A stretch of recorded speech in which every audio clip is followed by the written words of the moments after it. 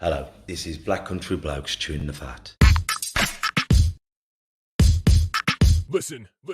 I've been hearing a lot lately about men don't talk, but in my experience, men do talk, just people aren't listening. So it's going to be me and a group of blokes discussing our struggles and victories through life. Warning, there may be some bad language, so apologies to all the moms, especially my own. Let's get going. Listen. Yeah. It's the Black Country Blokes chewing the fat about everything that is mental health, disability, and everything in between. Me, Kev Dillon, Lee Cabman, and our very special guest today. It is Jim Henderson, coming all the way from America. So thank you, brother, for coming on today. And Hello. Jim, thank you once again for coming on. But would you like to tell us a little bit about Jim? Sure. I'm Jim Henderson. I'm 37 years old, born with Spina Bifida. I am a person with a never give up, no quit attitude. Very great support system since birth.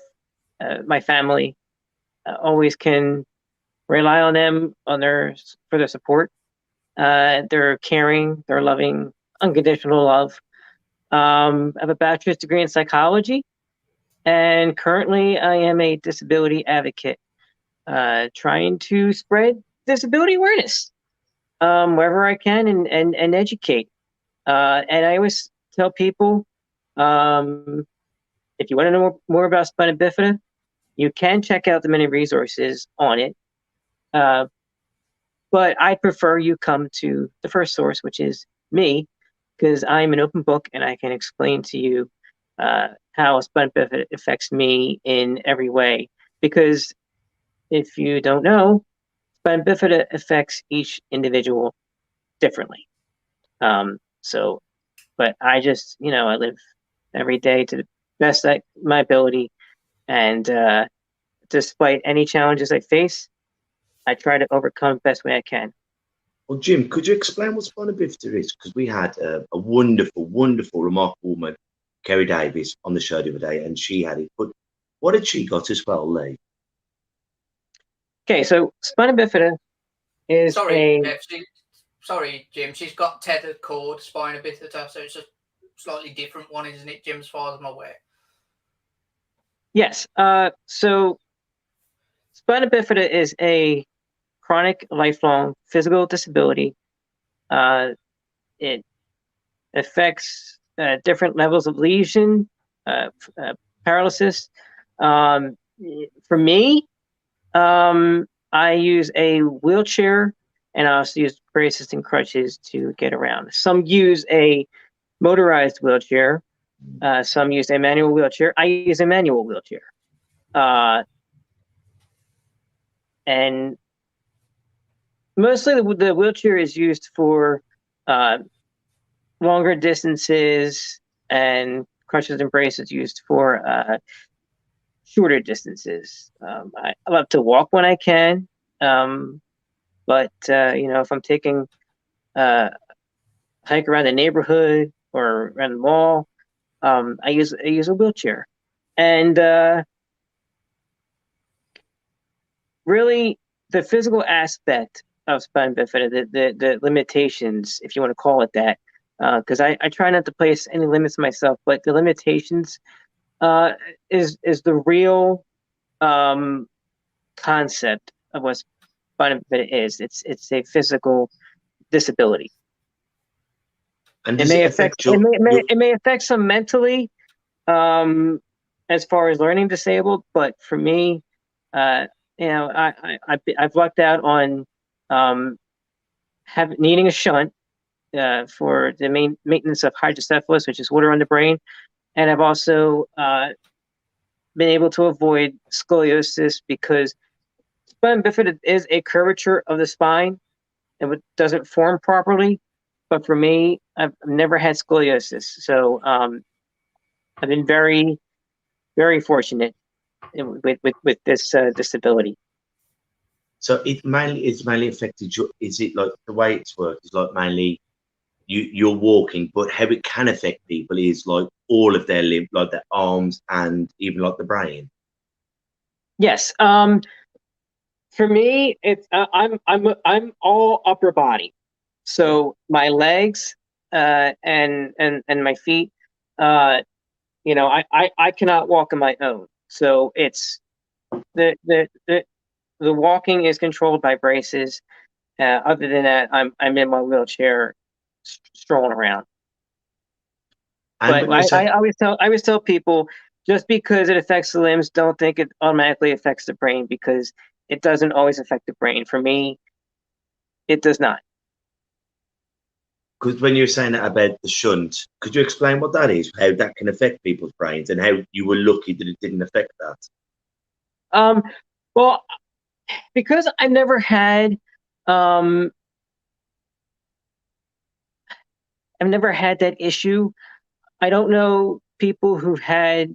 I know people who had malfunctions with their shunt. They've had shunt malfunctions, but basically, hydrocephalus is water in the brain, and most of the time that needs to be controlled by a shunt.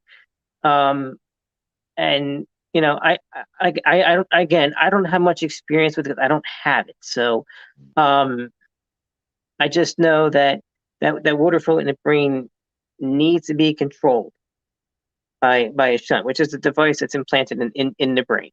That's why doctors all through my childhood would measure my head to make sure that it's all quote unquote normal.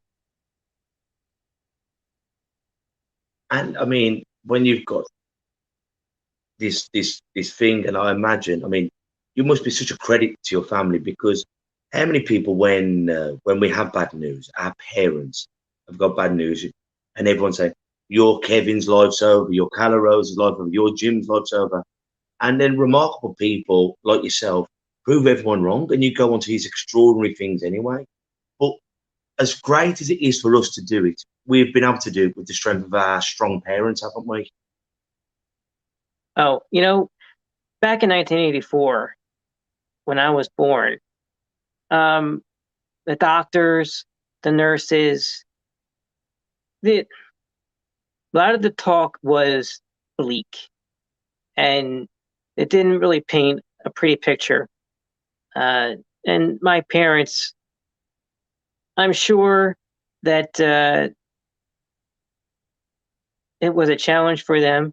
I'm sure they didn't know everything that they were doing, but they didn't think of that. They thought, well, you know, we can do this.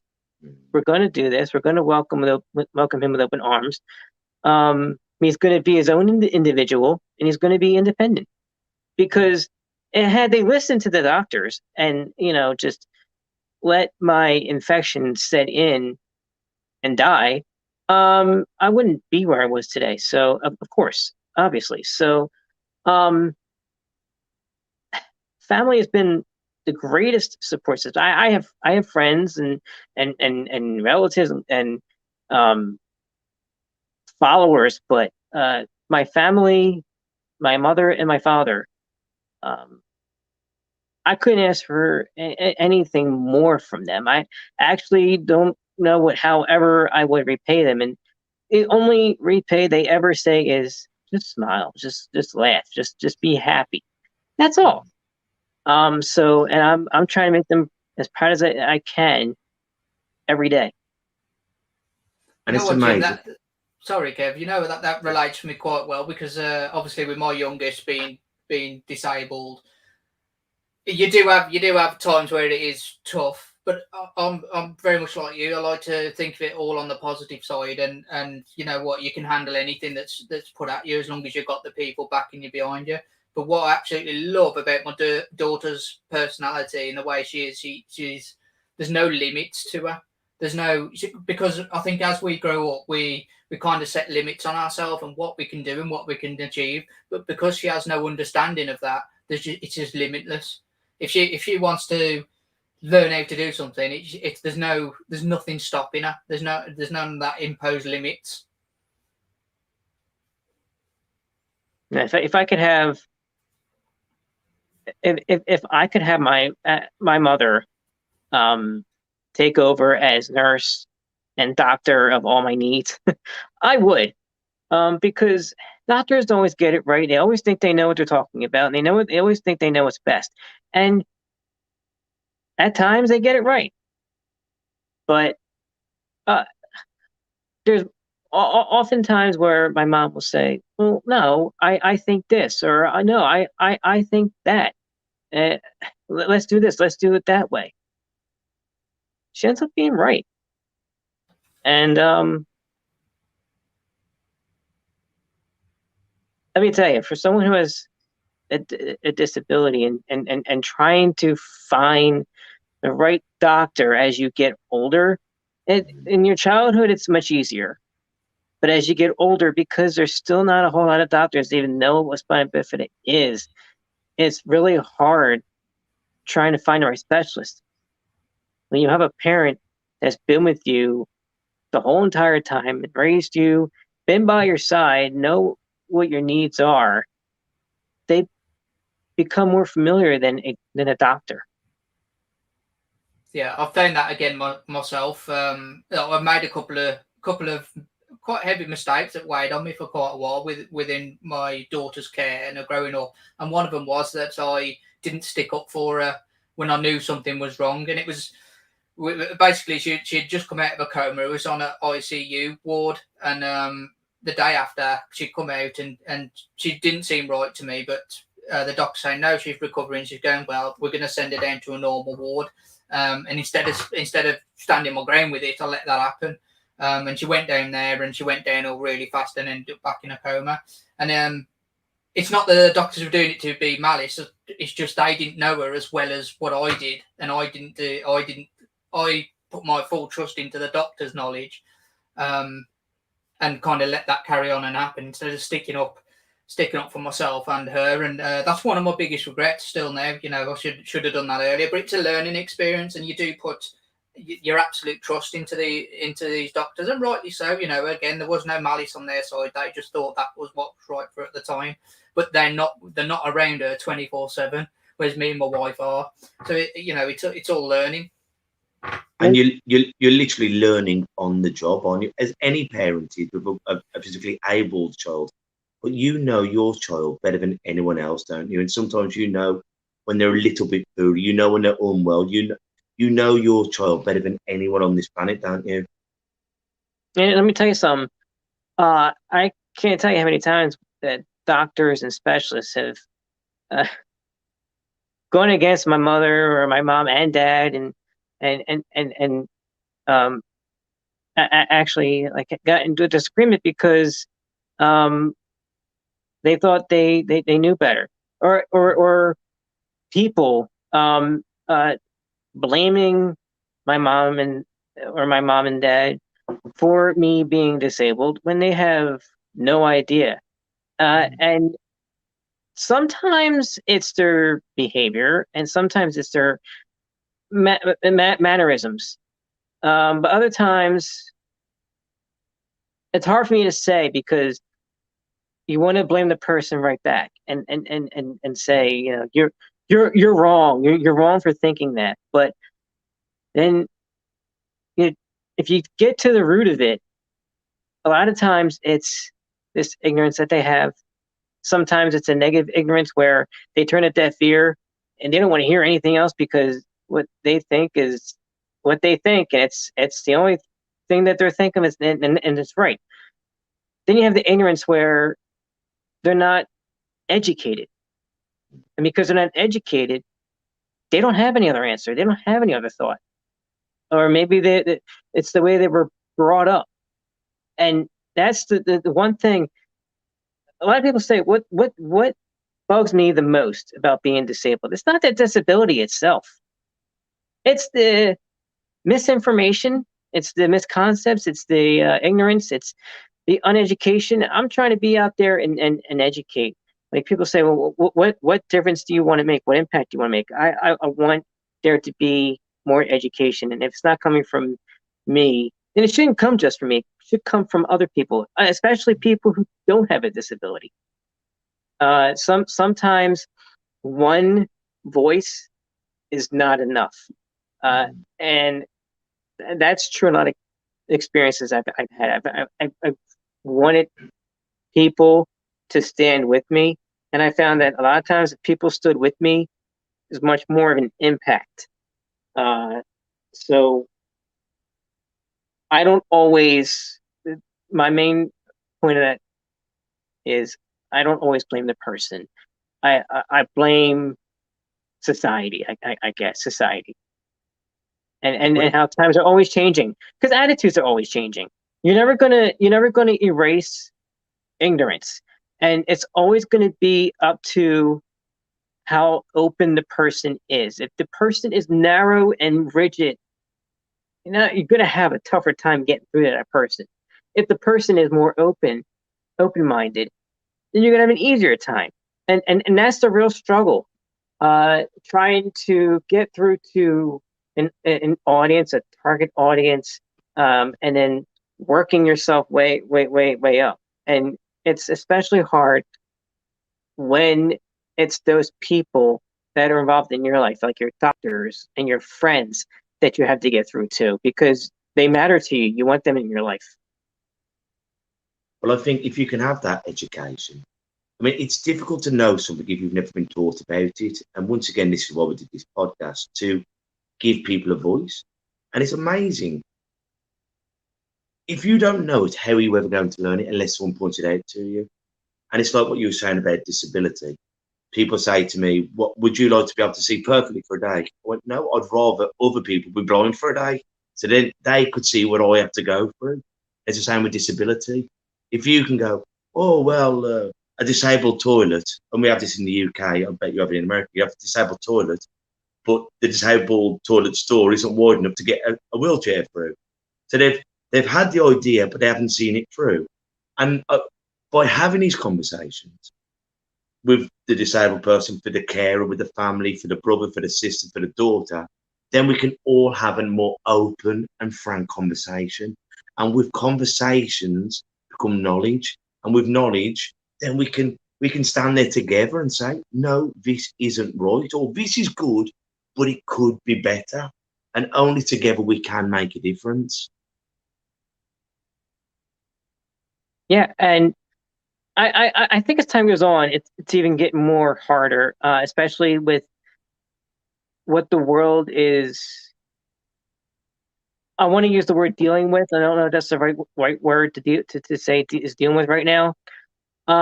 There's so much going on. I had somewhat of a disappointing conversation with a political office recently, and I was talking to her about change, being a voice in the disability community.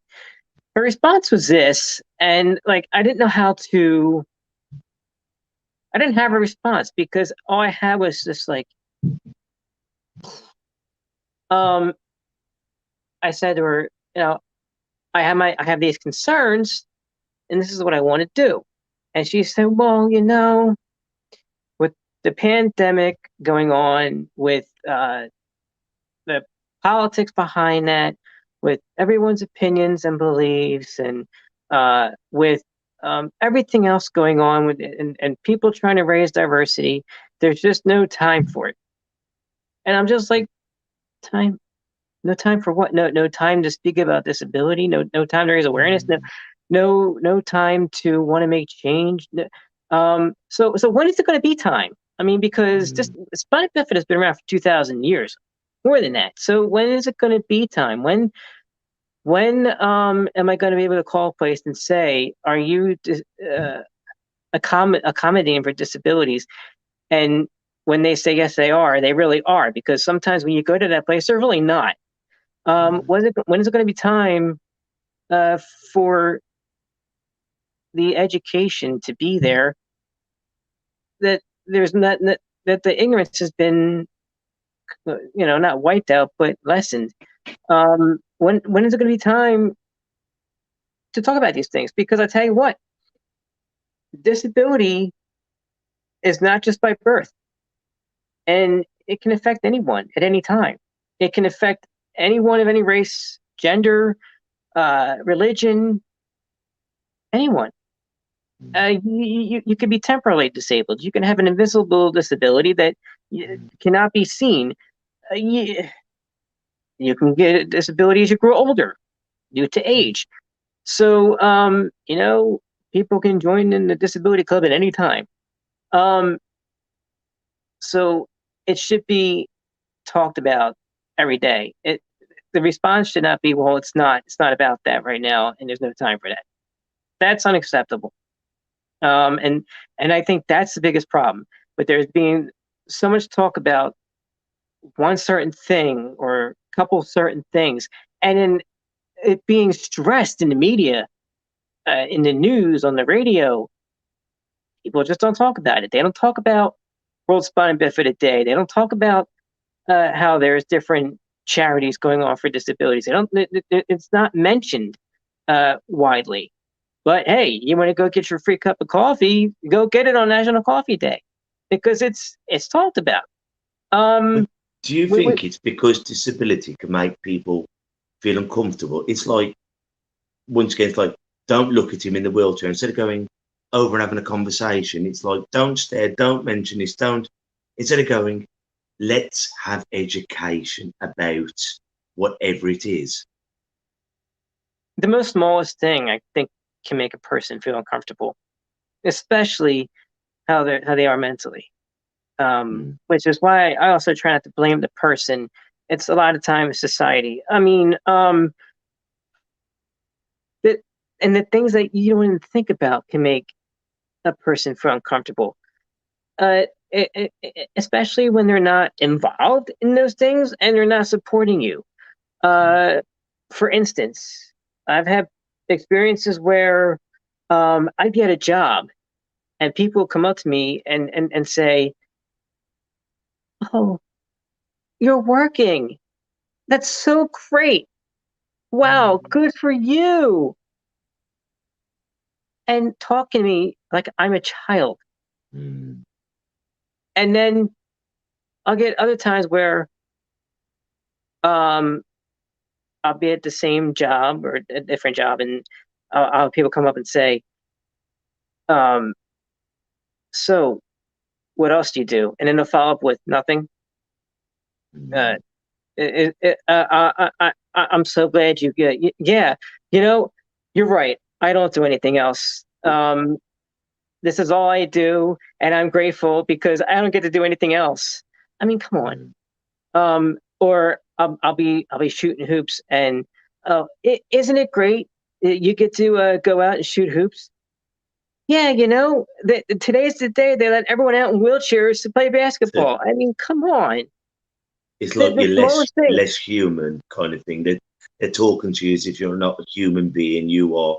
And I find that with some people, they don't talk to you as a person. They talk to you as a disability. Instead of going, well, look, that is just one part of who I am.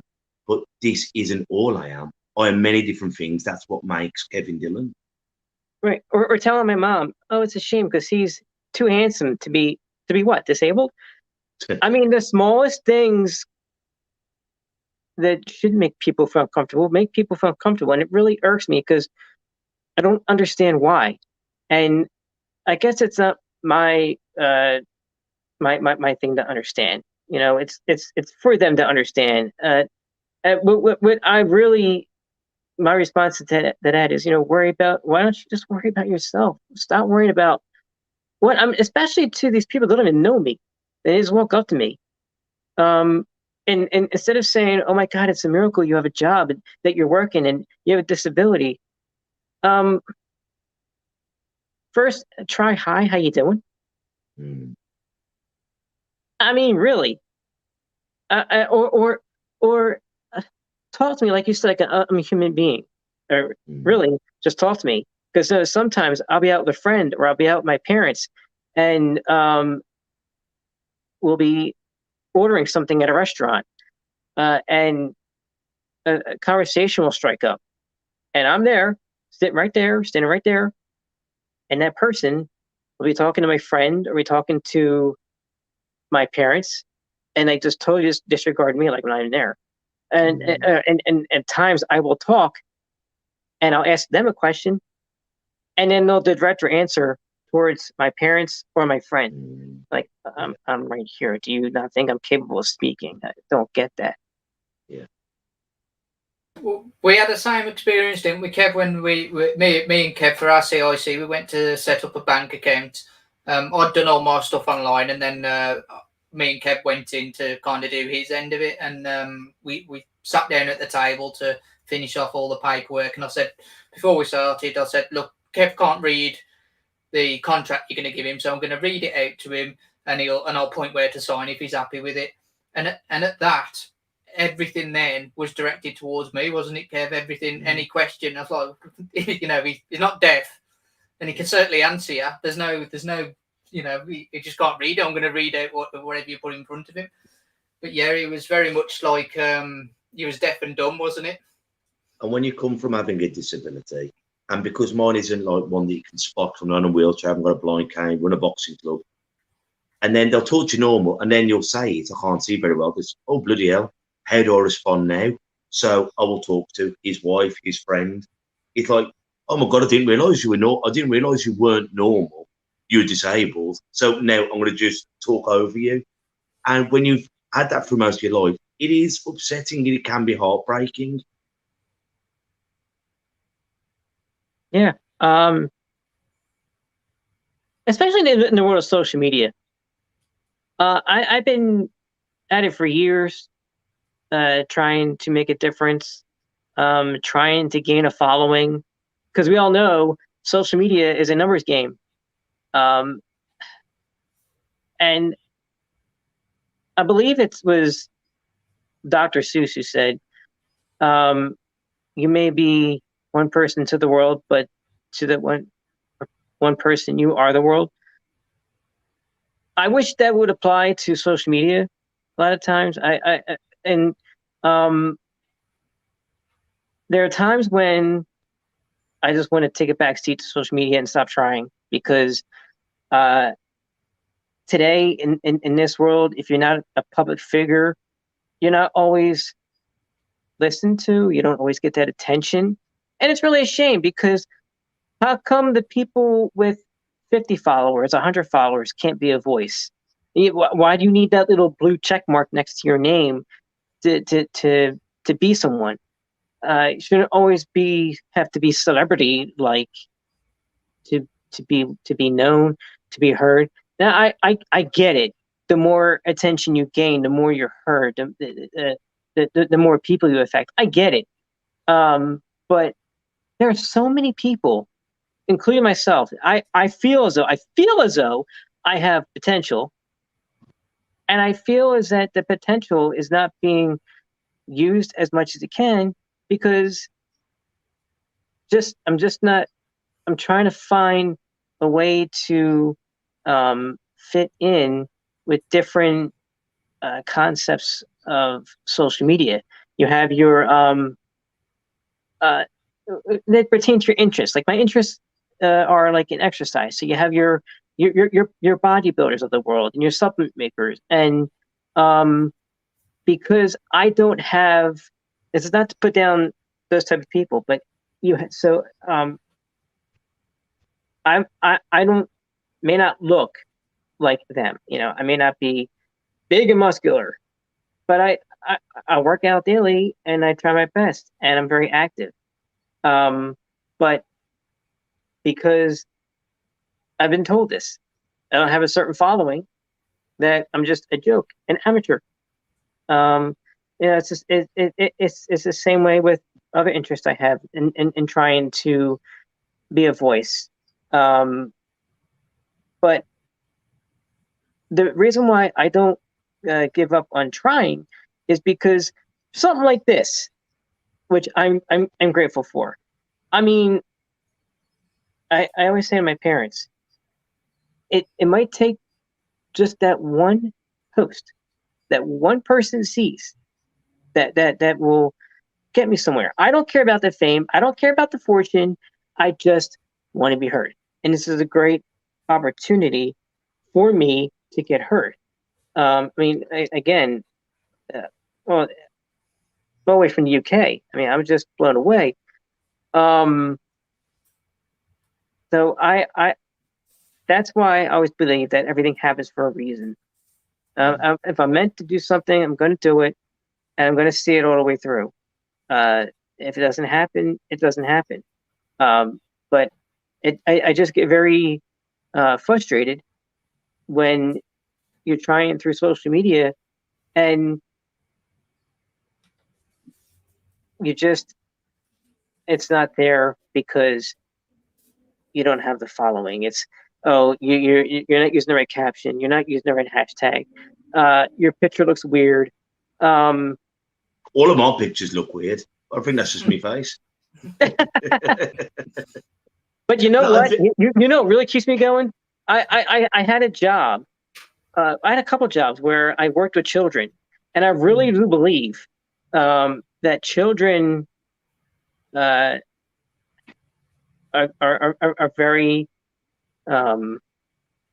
positively perceptive. I get a lot of children that will be very mindful when they're speaking to me, when they're asking me questions. They're very inquisitive, I guess you would say. But it's pure. It's pure and it's honest, isn't it? It's not malicious. They ask a question for an answer. Yeah. And I've always been very appreciative of it.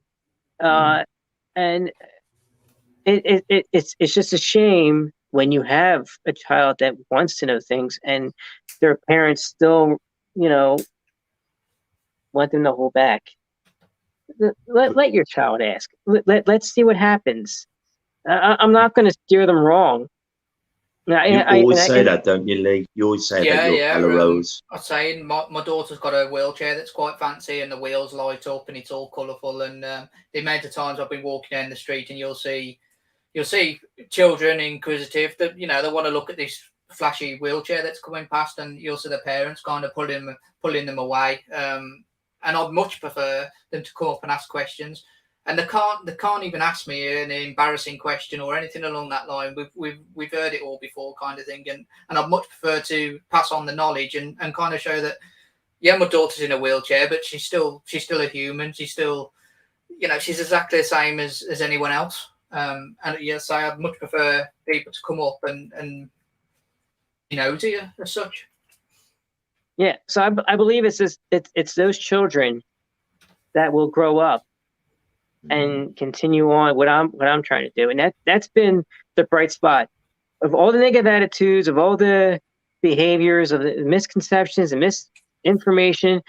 I believe that there is a bright spot in these children that want to know more, that will make a difference. That's my hope. And I think that's the only way that we will be racism, prejudice, all these isms is by telling our children, once again, how am I supposed to know unless I'm taught it?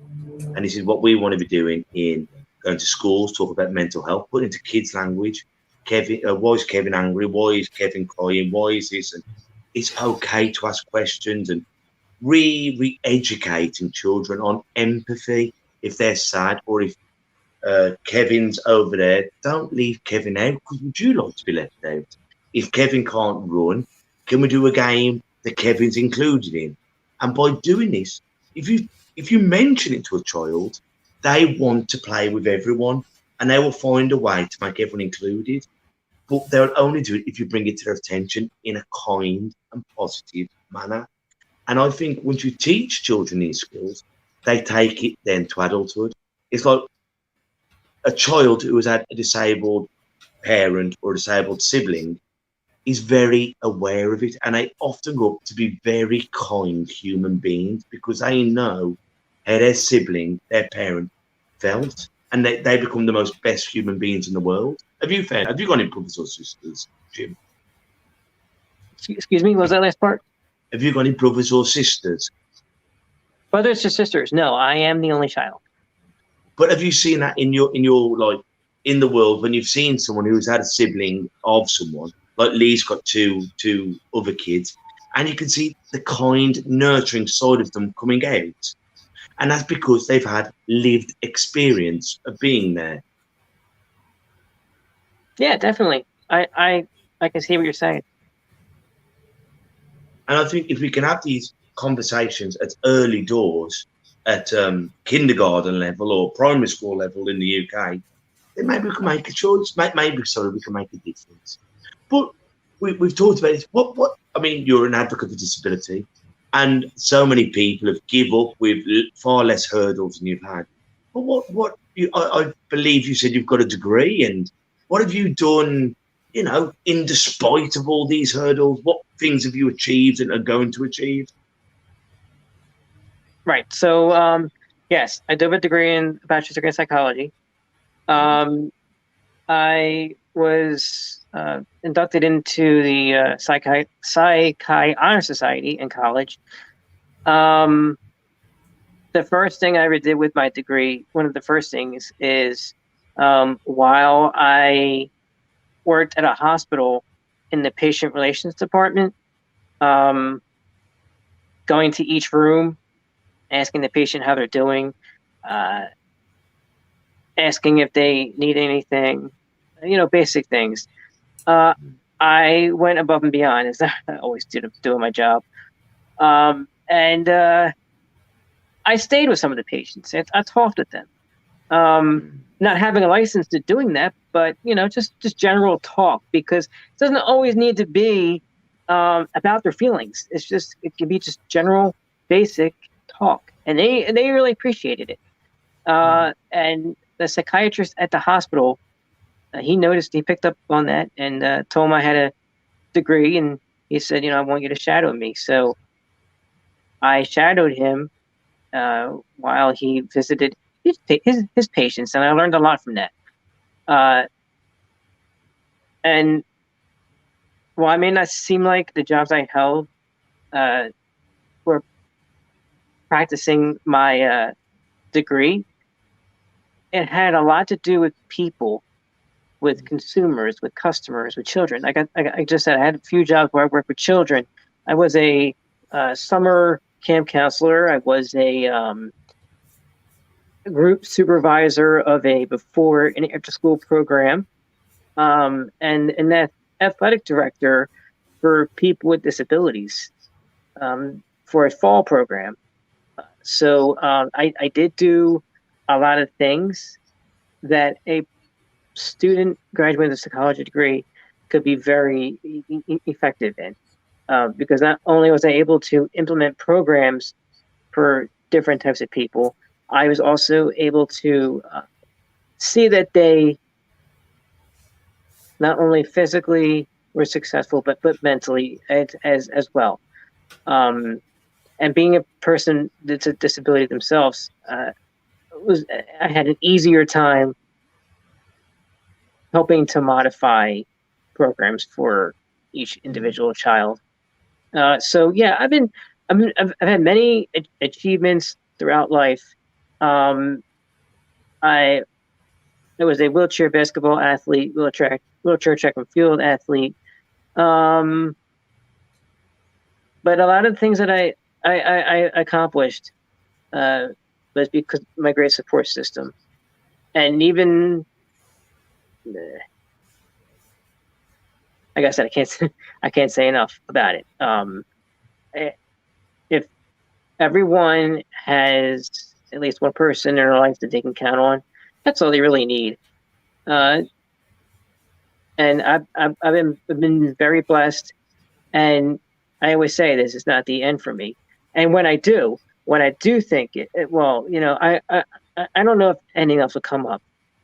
There's times when my plate is like absolutely empty, and I'm like, well, I guess there's no more opportunities coming up. I guess nothing's happening. And when the pandemic hit, I'm like, what am I going to do now?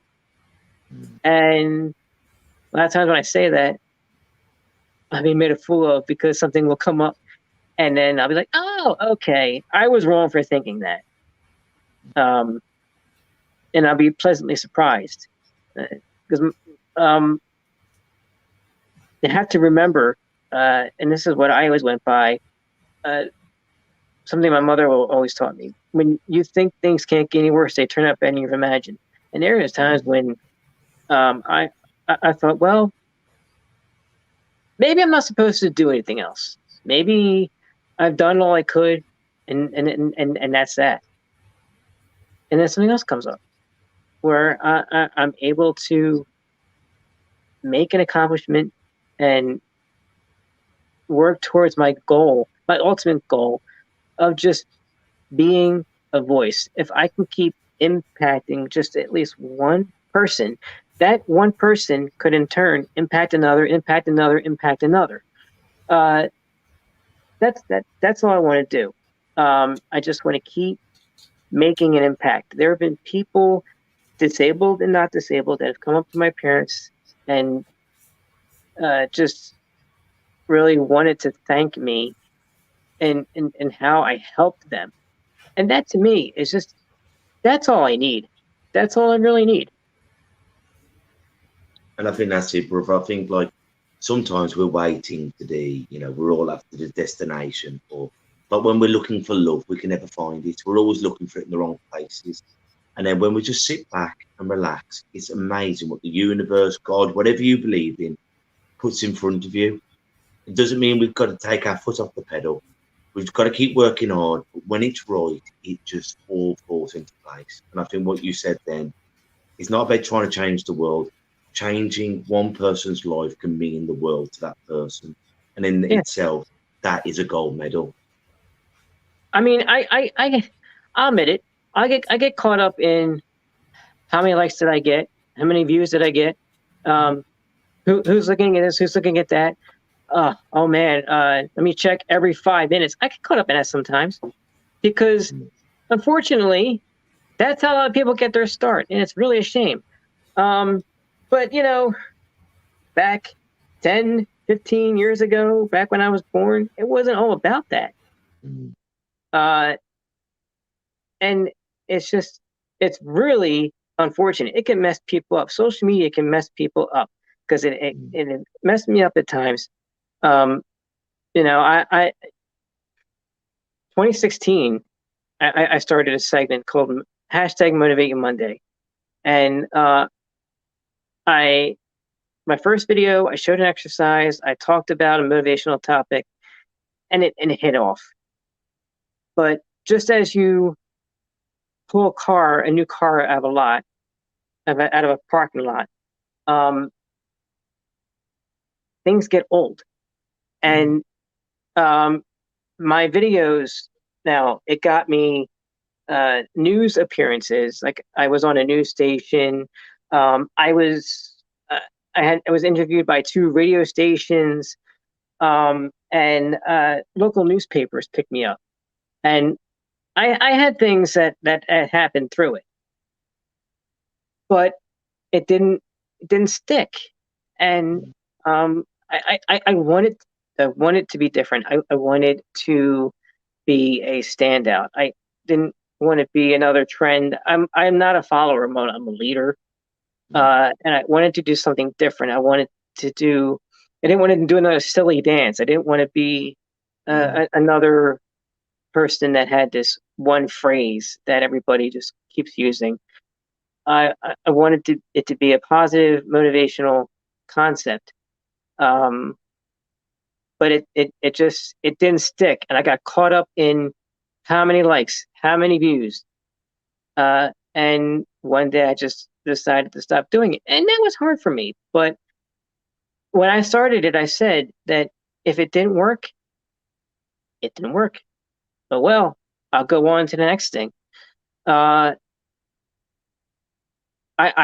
wish it had. But I'm grateful for the opportunities it gave me. And it must have still meant something because during the pandemic, I did have an interview with a local newspaper. The editor said that she saw one of my videos, saw how I am with family, and she wanted to do an interview with me. So while that was a few years back, a video that was a few years back, just got noticed last year. So you never know what can happen. So that's why I never lose hope. It's important not to lose sight of yourself. Well, that's it. And Lee's always telling me, Lee's one of my best friends in the world. We've known each other all our lives, more or less. And he says, Kev, very few opinions actually matter. You'll have people saying, oh, Kev, you are the best thing. And you'll have 1,000,000,000 lives going, you are the best thing since sliced bread. And then you have another 100,000 saying, Kevin, you are the worst thing since the devil himself. He went, apart from a very few opinions, their opinions don't matter. It's those like your family, my family, select friends who are my family. They're the only opinions that matter. Everything else is just, it is what it is. But is it important? And Lee's teaching me, and now being on my journey, it's not really. It's very few opinions that count. And I think sometimes we lose ourselves to try and meet this jigsaw that we're not. Instead of just sticking to ourselves. If they like us, they like us. If they agree with us, they agree with us. But I ain't changing. I'm just going to be me to the best of my ability. And you can't please everyone. You can't. No. That's why self-care is so much important. But while self-care is so much important, and you don't want to lose sight of yourself, you don't want to lose sight of the people that really matter to you also. The ones that do show you love, to show you kindness, show you support. Those are the people that you need to keep around. And those people I've been very fortunate with. I do have friends. I have family. I've never really been without people in my life to have in my corner. So as long as you have one person in your corner, that's all you really need. Keep yourself in check. Keep your people around you in check, and everyone else. Everyone's going to have an opinion, and everyone's opinion is going to be different. Some are going to follow one thing, and others are going to follow another thing. And so, because everyone has an opinion, I don't mind. What I mind is when they try to push their opinion onto me, and they try to do harm unto me with their opinions, and then they try to bash me with their opinions. That's when it comes pretty extreme. That to me is uncalled for. You can have your opinion, just don't push it on me. Craig, one of our other hosts who started with us, he says, back in the day, we all had an opinion. Nowadays, through social media, everyone has got the facts. But they forget it's not the facts. It's just your opinion on the situation. Yeah. Some people don't like that I'm private from social media. On politics, religion, what goes on in the news, I'm pretty much private. Some people don't like it. Some people want me to voice my opinion. But it's not that I'm afraid. But I don't appreciate backlash I may receive. People have lost friends, and then they say, well, they weren't really your friends. But I guess I'm not willing to really hear what my friends might say, because I really do want to keep those people around. And I don't want to believe that their opinion might be so different that my opinion is crap, and that they're willing to lose me over it. So I keep to myself. I really don't think that it's a platform to have all of that on there. I'm all about motivation and positivity and making a difference. I don't have time for, well, this went on the news today, and this is how I feel about it. I just think it opens up too many doors and too many other wrong doors. It's okay, for some others. That's what they use it for. Oh, I'm currently brushing my teeth. Sweet. That's fine. It's fine for them. Me, I'm not all about that. I try to keep things that are personal to me personal. Because it just can open up. I've tried to voice my opinion on things on different people's posts, and it just opens up a whole thread that I get tired of reading. But don't you find that some people, misery makes them happy? You know, they So love to people that love moan, to complain, yes. and if that makes them happy, they're, you know, as long as they leave me alone, I let them do what they want, because they ain't gonna pop off. But Jim, And that's the thing, as long as they leave me alone, because at the end of the day, are you supporting me? Are you helping me in any way? If you're not, then you don't have business in telling me what I should think and what I should do. My parents, on one hand, they have more of a right. Even though I'm an adult, I live with them. They help me. They've been a great support.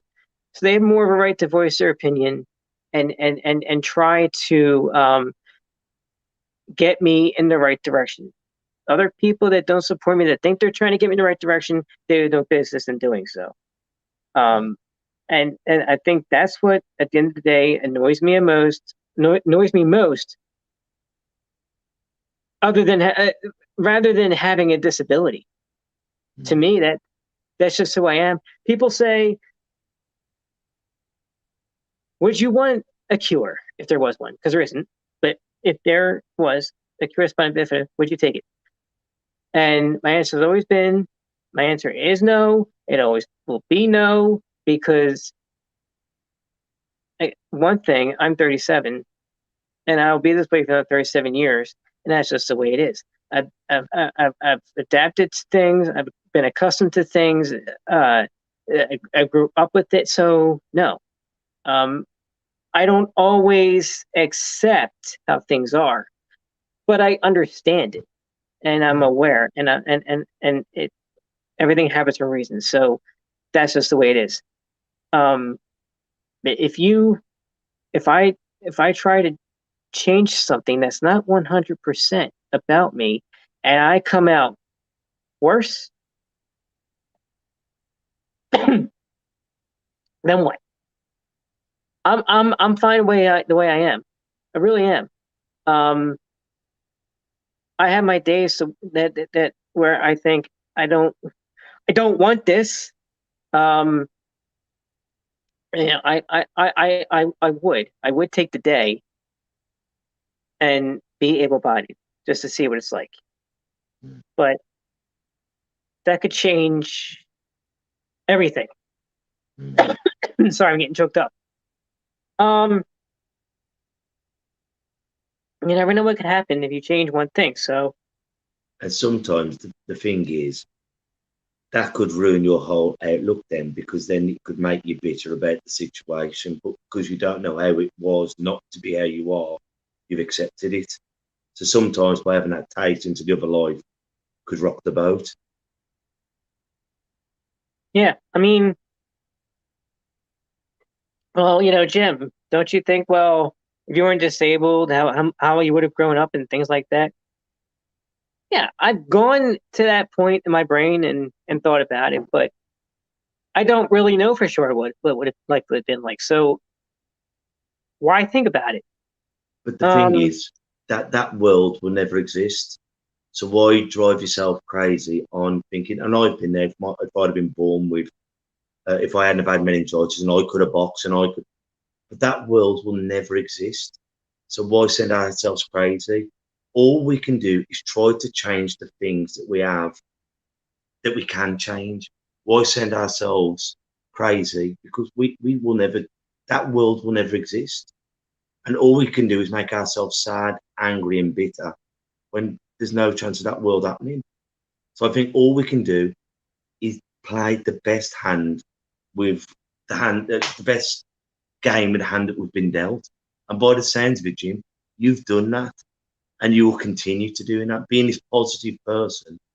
And we've got to focus on what we can instead of what will never be. Does that make sense? Right. I mean, I'm more of a future person Yes. than I am in the past. There's time where I go in the past in my brain and think, oh, maybe this, maybe that, if that would happen, this would have happened. Mm, But I'm more of, well, what's going to happen tomorrow? What's going to happen next week? yes. What's going to happen next month? What There are have things I got I control of doing? What can I do to the best of my ability? right. What is the next challenge? There are things that I still want to do and I still want to see.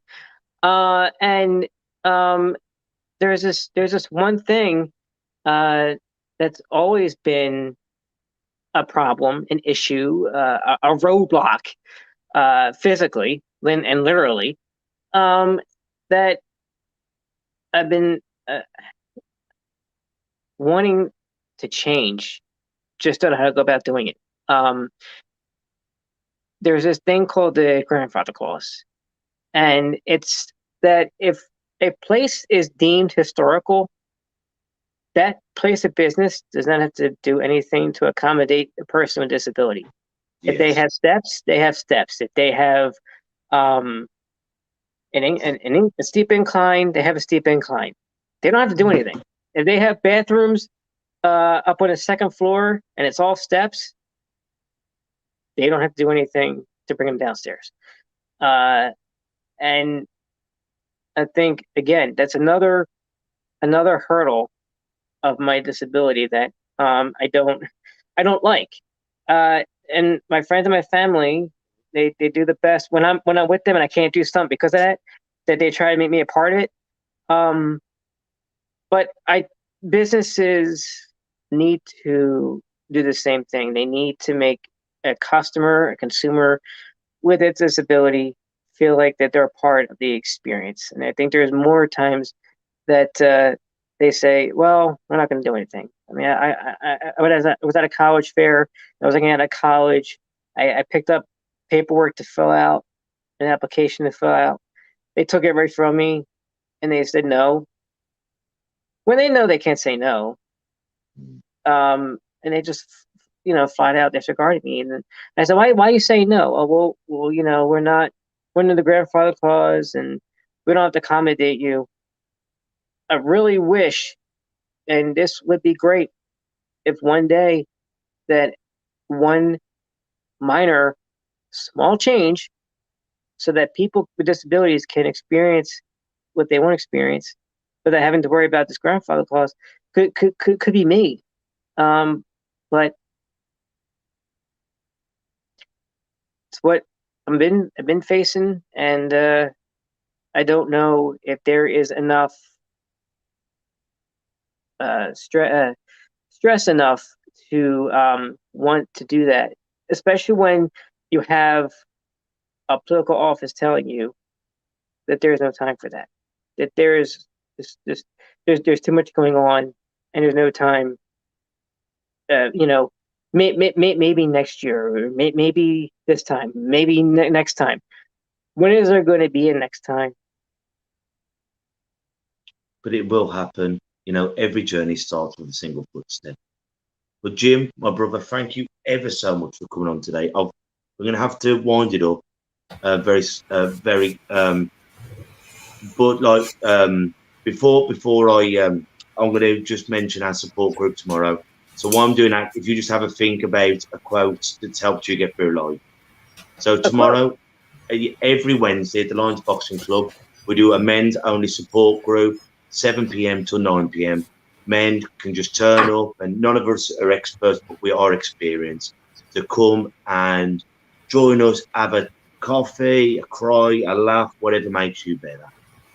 But Jim, thank you, my brother, for coming on.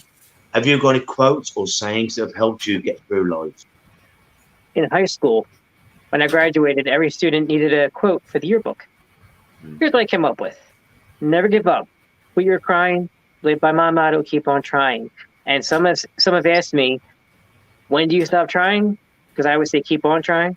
You stop trying when you've done your best, when you feel like you're satisfied that you've done everything you could and you just couldn't do it. It just wasn't meant to be. Doesn't mean you failed. It just means wasn't meant to be. You did it. And if you didn't try at all, you never would know. So you keep on trying until you can't, and you move on. So never give up, quit your crying, live by my motto, keep on trying. And listen, we weren't born into this world to do everything, but we were born in this world to do at least one thing. So we all have a purpose, every one of us. Well, guys, until we see each other next time, take care of yourselves and each other. Ta-ra a bit. Listen. And that's a wrap for another show.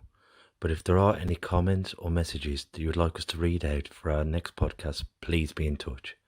There are also lots of different organisations at the bottom of this page, and hopefully they can help you or someone you care about. Please share this to spread the word. Until we talk next time, ta-ra a bit. Listen.